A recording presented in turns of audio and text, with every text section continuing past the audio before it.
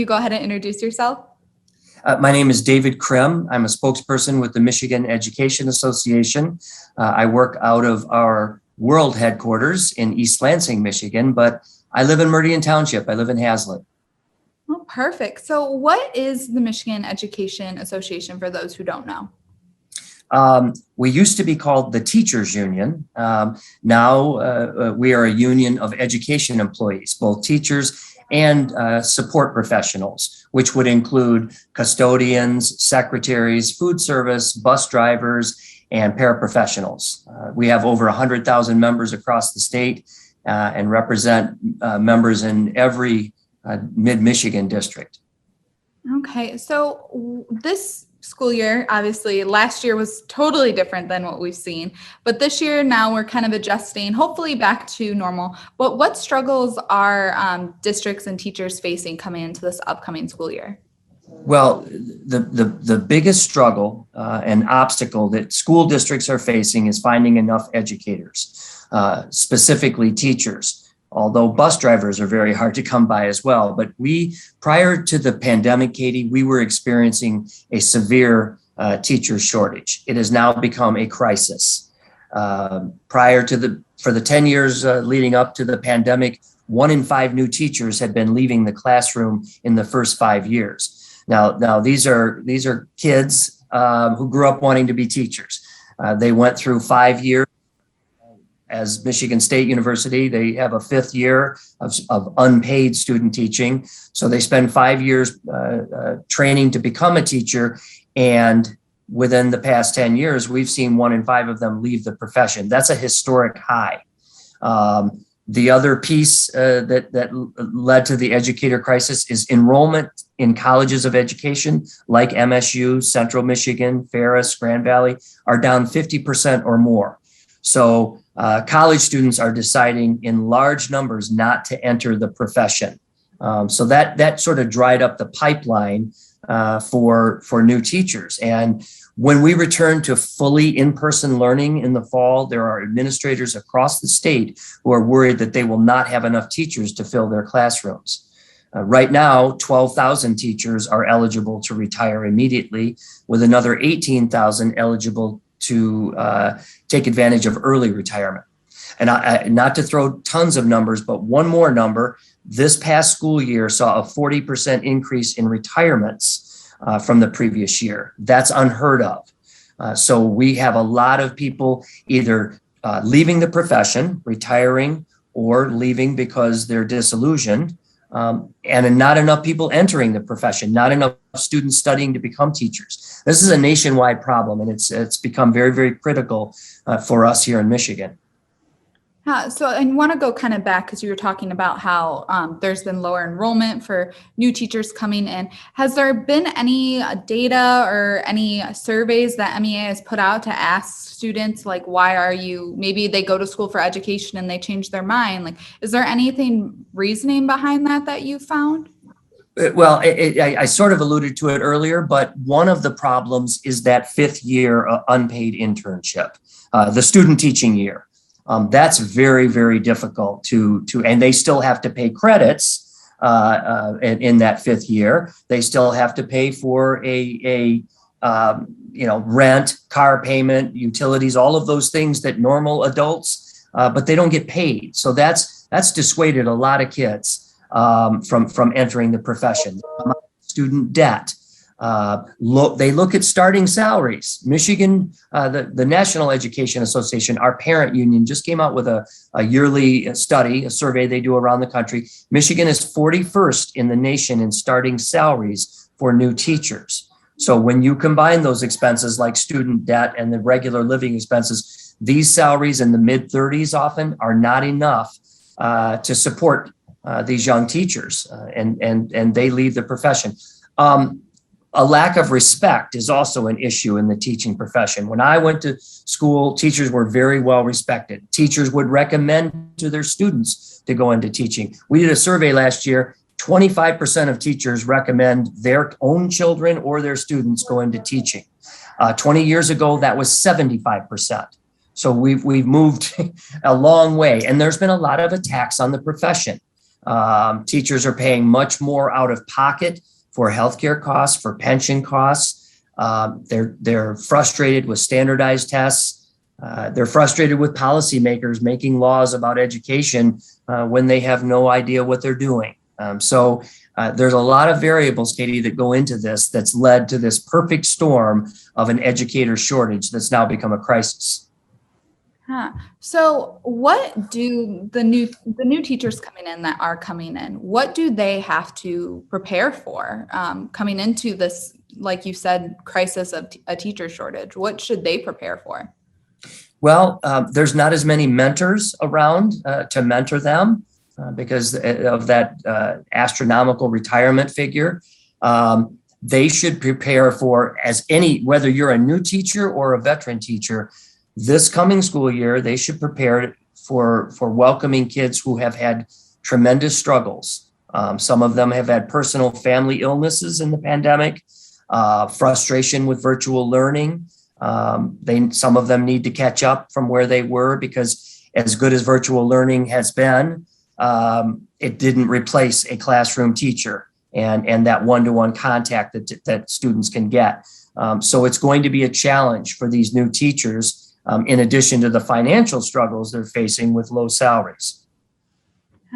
And in general, how will the shortage impact districts and students as well?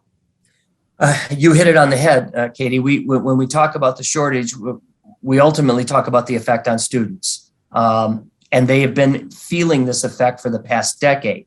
Again, I want to reiterate, the teacher shortage is not new. It's become way worse following the pandemic or during the pandemic. But for the last decade, a lot of students have been dealing with long-term substitutes in their classrooms because administrators can't find permanent teachers to fill vacancies with the right certification for the right subjects and so forth. So they go from one long-term sub to another long-term sub, which creates an unstable and even chaotic atmosphere in learning environment for those kids. They need stability. They need teachers that are going to be there and not switch every few months because that long-term sub can no longer teach. So they hire another long-term sub. So that's not a good answer to the teacher shortage. That we need to address the long-term problems that I cited earlier. Yeah.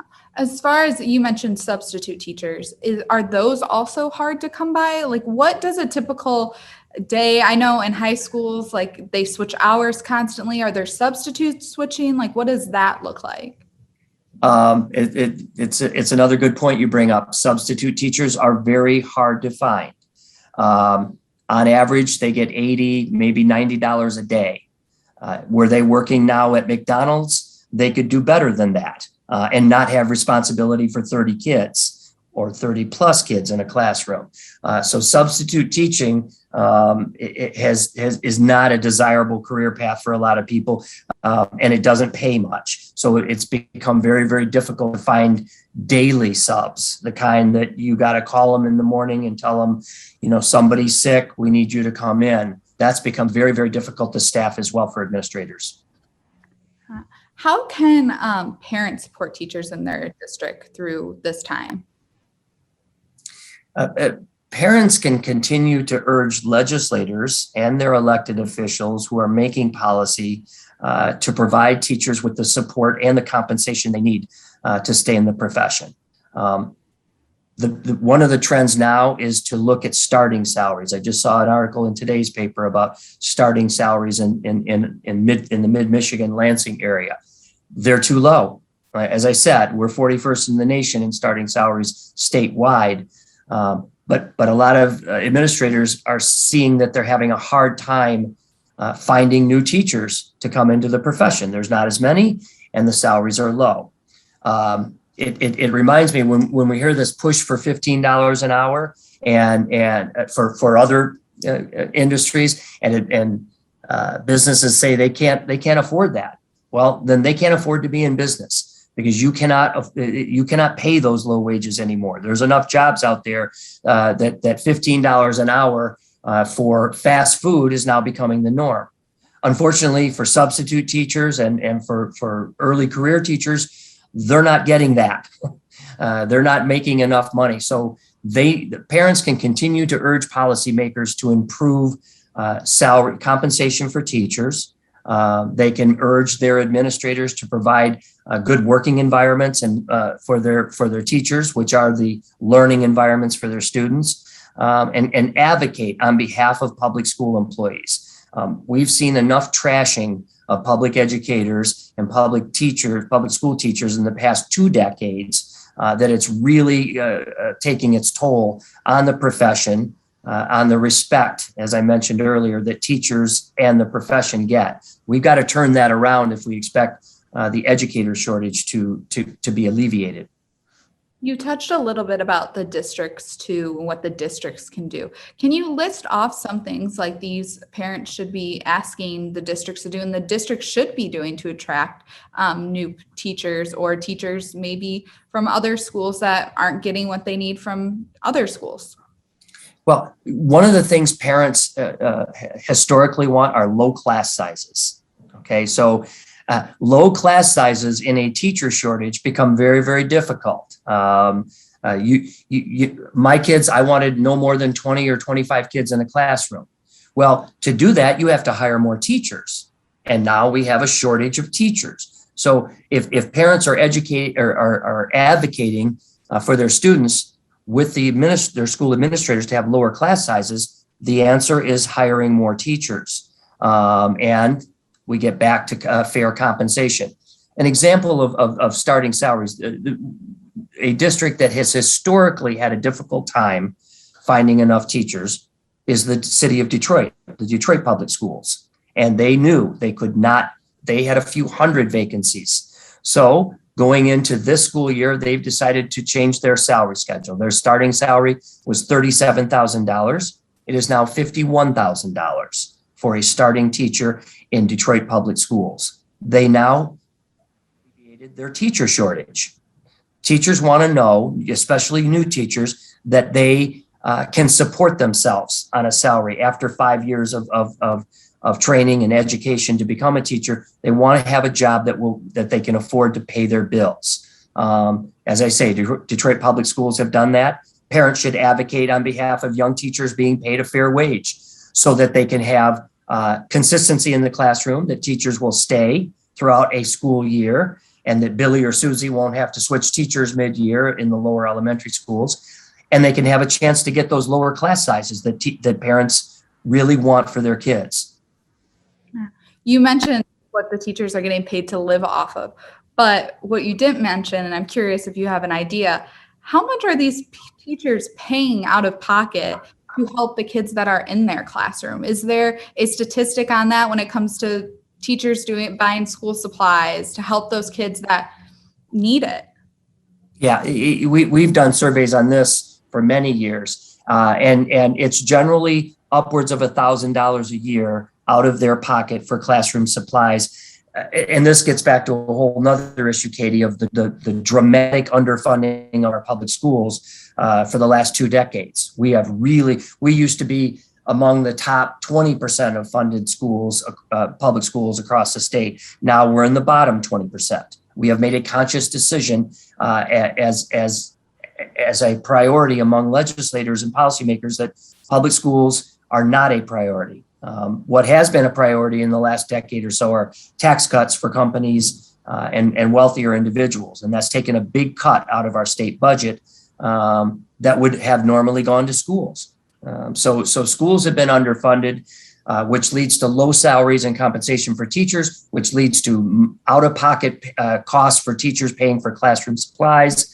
And it's a vicious cycle. This year, for the first year in many, many years, we saw a dramatic increase in education funding. Now, some of that is due to the pandemic funding from the federal government, but Governor Whitmer just signed a $17 billion public school budget that will, for the first time in a long time, begin to fill some of those gaps and fill some of those holes in underfunding.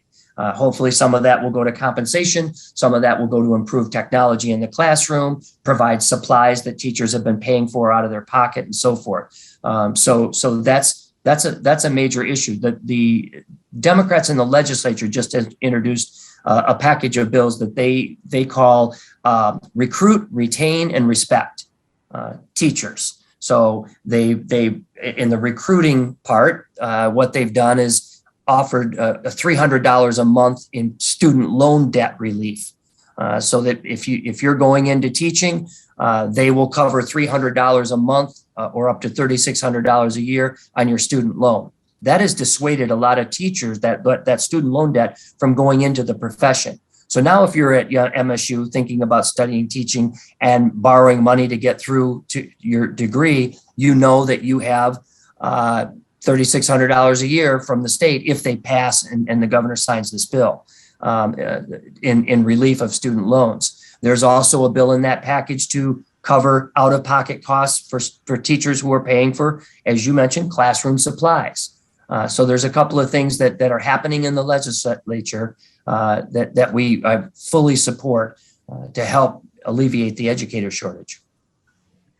And as far as funding in the past, because I know you said there's been an increase in the funding recently because of COVID and whatnot, where has the funding mostly went if it hasn't went towards these like salaries for teachers? Like, do you have any statistics on or data on that at all that you can attest to? As the share of our state budget for education has declined, a good chunk of it has been eaten up by tax cuts for large corporations and wealthier individuals.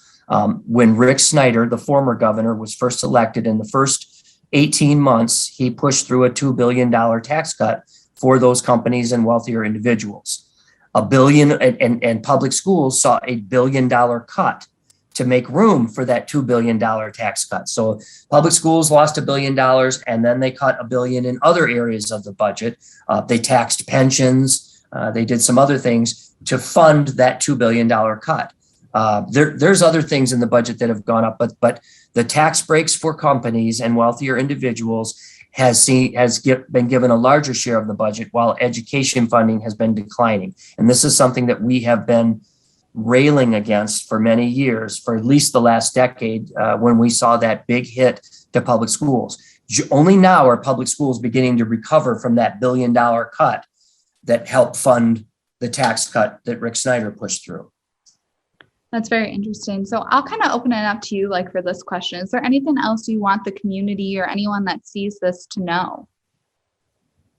Well, I want them to know that our members, all teachers across the state, have worked very hard during the pandemic. Virtual learning was not ideal. And many of our teachers taught basically two jobs, virtual and in person. Creating while raising their own kids and teaching their own kids. So it was a very tough year for teachers. It was a very tough year for support staff in schools, and it was a very tough year for students and their families. Our members are very excited to get back into the classroom in the fall and see those kids again. Teaching it to a computer screen is not very rewarding or fulfilling, nor is doing interviews on Zoom like we're doing.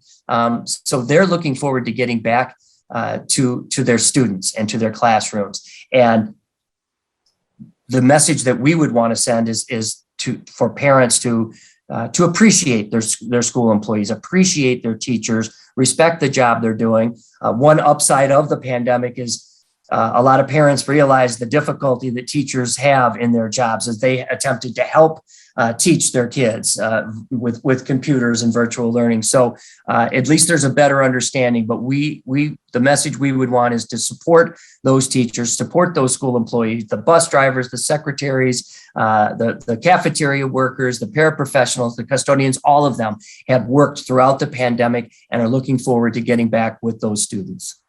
Yeah, it's for sure a team effort when it comes to schools. Yes, it is.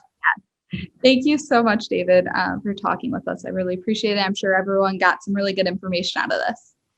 Great. Thanks for having us, Katie. I really appreciate it.